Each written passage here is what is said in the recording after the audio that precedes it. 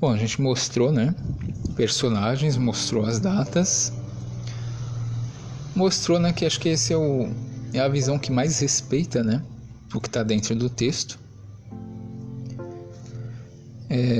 No capítulo 10 aqui ele já tem outra visão, já sai um pouco do assunto.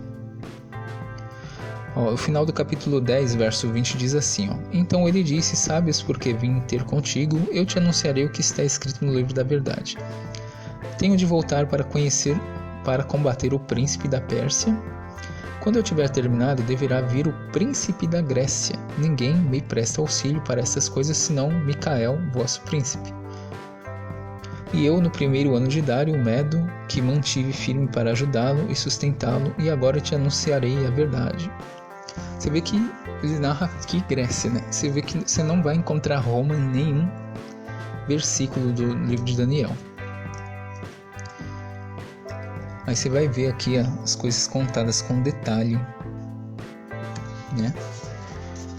Aqui em 11, capítulo Daniel 11, 22 diz o quê?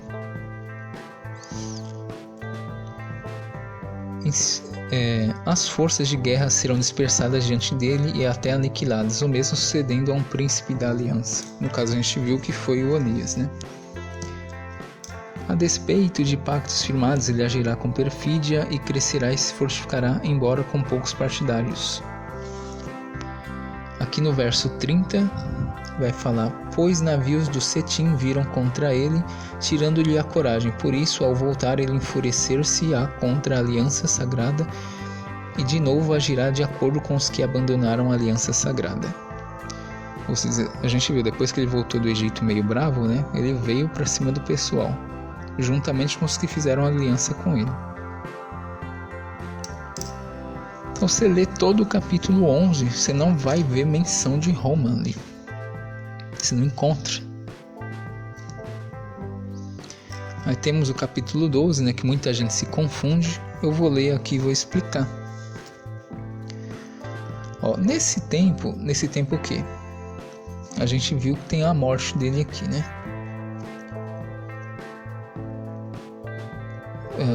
Capítulo 11, verso 45. Armará tendas a seu palácio entre o mar e a montanha do santo esplendor e chegará a seu termo, sem que ninguém venha ao seu auxílio. Capítulo 12. Nesse tempo levantar-se-á Micael, o grande príncipe, conserva junto dos filhos do teu povo. Será um tempo de tal angústia qual jamais teria havido até aquele tempo, desde que as nações existem.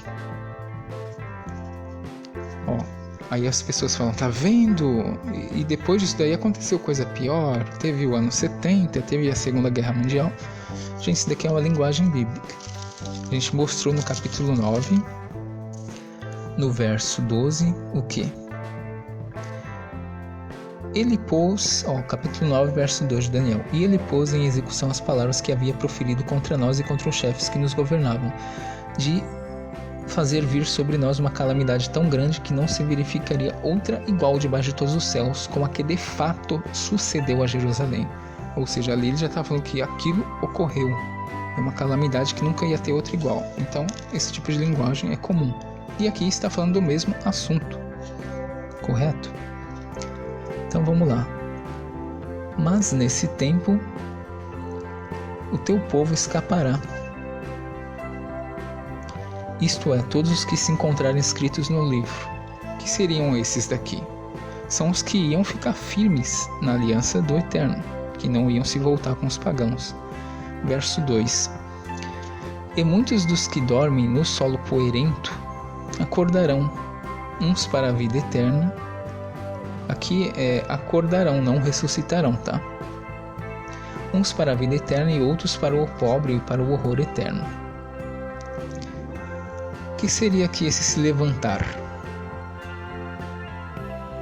Que eles iam ser exaltados, iam estar de volta com o povo e com o santuário reconstruído.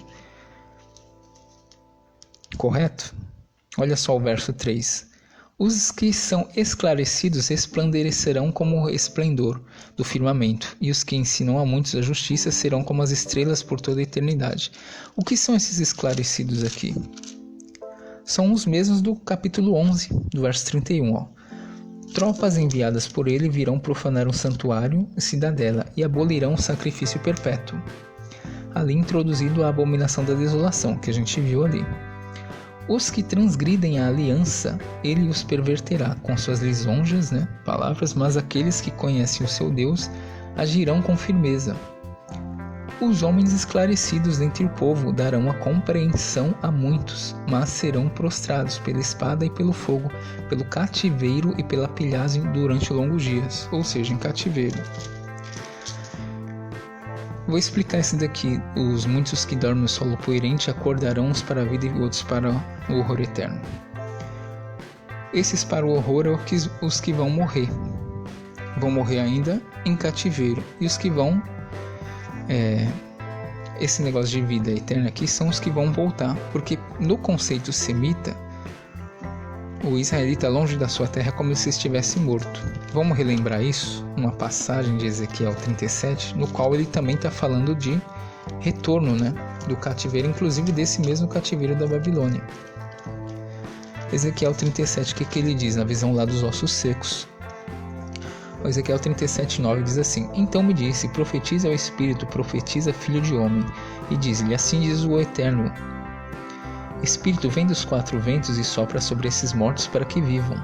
Profetizei de acordo com o que ele me ordenou, o Espírito penetrou-os e eles viveram, firmando-se sobre seus pés como um imenso exército. Então ele me disse, filho de homem, esses ossos representam toda a casa de Israel, ou seja, que é só a casa de Israel. Que está a dizer, os nossos ossos estão secos, a nossa esperança está desfeita, para nós está tudo acabado. Pois bem, profetiza e diz-lhes, assim diz o Senhor o Eterno, eis que abrirei os vossos túmulos e vos farei subir dos vossos túmulos, ó meu povo, e vos reconduzirei para a terra de Israel. Então sabereis que eu sou o Eterno quando abrir os vossos túmulos e vos fizer subir de dentro deles, ó meu povo. Porei o meu espírito dentro de vós e vivereis, e vos reporei em vossa terra, e sabereis que eu, o Eterno, falei e hei de fazer o oráculo do Eterno. Muita gente pega esse texto aqui para falar que é uma ressurreição universal. Gente, o texto está falando que é só os da casa de Israel. Se fosse um texto usado para uma ressurreição literal, só quem era israelita ia ressuscitar. Ou seja, aqui está falando apenas de um texto simbólico, onde eles iam voltar para sua terra, porque no conceito semita, o israelense longe de sua terra é como se ele estivesse morto. E ele na sua terra como se vivesse. Então é isso aqui que Daniel quer dizer. Não é à toa que depois ele fala dos esclarecidos e está no mesmo contexto do capítulo 11. Os esclarecidos são os que não fizeram aliança com o ímpio. Agora verso 4. Quanto a ti, Daniel, guarda em segredo essas palavras e mantém lacrado o livro até o tempo do fim. Muitos andarão errantes e a iniquidade aumentará. A iniquidade é a transgressão da lei. A iniquidade realmente aumentou porque muitos fizeram aliança ali. Verso 5. Estava olhando eu, Daniel, quando vi 2 outros que se mantinham de pé, um sobre um lado, à margem do rio, e o outro do lado também à margem do rio. E um deles disse ao homem vestido de linho, que se achava contra a correnteza do rio, até quando o tempo das coisas inauditas? Ouvi o homem vestido de linho que se achava contra a correnteza do rio, o qual ergueu para o céu a mão direita e a mão esquerda, jurando por aquele que vive eternamente. Será por um tempo, tempos e metade de um tempo. Ou seja, mais ou menos aqui eles estavam já no ano 167. Está falando do ano 167, não que eles estavam no ano 167. E tempo são 3 anos e meio. E isso tudo a gente viu que se concluiu no ano 164, com a purificação do santuário e com a morte de Antíoco. Aí o que ele fala? Tempos e metade de um tempo. E quando se completar o esmagamento da força do povo santo, que são os israelitas, essas coisas todas se consumarão. Essas coisas todas se consumarão. Ou seja, tudo que está aqui. Que esse livro de Daniel é apenas para dar esperança para eles nesse momento, tá? Esse é o propósito do livro de Daniel.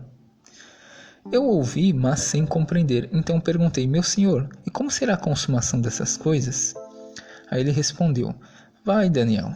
Acho que ele já estava meio sem paciência.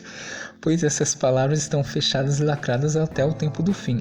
Esse tempo do fim não é o fim do mundo, tá, pessoal? Até o tempo do fim, isso daqui que eles iam passar. Muitos serão purificados, alvejados e acrisolados. Ou seja, muitos vão ser purificados, os que não se voltaram contra. Os maus agirão com maldade, e todos os maus ficarão sem compreender.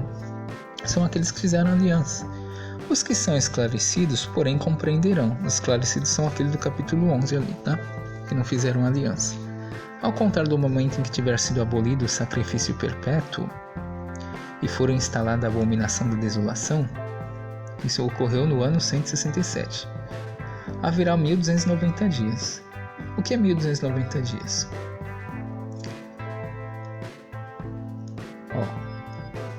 1150 dias são mais ou menos quase 3 anos. 1290 dias são praticamente 3 anos e meio. Aí ele fala, bem-aventurado aquele que perseverar chegando a 1335 dias. Quanto a ti, ele falou isso aqui depois, ao contar do momento que tiver sido abolido o sacrifício perpétuo. Ele aboliu no ano 167. Haverá 1290 dias e bem-aventurado aquele que perseverar chegando até 1335 dias. Ou seja, já próximo do ano 164. Bem-aventurado aquele que perseverar chegando a 1335 dias. Quanto a ti vai tomar o teu repouso, depois te levantarás para receber a tua parte no fim dos dias, que é o fim desses dias aí. Que foi o ano 164, onde teve a conclusão das 70 semanas, que era um giro santíssimo. Eles novamente tiveram ali santuário e deram origem à festa de Hanukkah. E também teve a morte do Desolador. Então é isso daqui, pessoal. Não é uma coisa muito complicada, não. É só a gente pesquisar na própria Bíblia e não tentar encaixar, por exemplo, Jesus em tudo. Que nem tudo ele se encaixa, infelizmente. Nem o Novo Testamento ensina que as 70 semanas não se concluíram. Então isso aí vem da mente da confusão que as pessoas fazem. Você vê que eu trouxe aqui um estudo. Eu acho que a visão que a gente tem é mais que se encaixa aqui do que essas outras visões de decreto, etc. Não bate, infelizmente. Então essa daqui é a minha conclusão das 70 semanas, tá bom?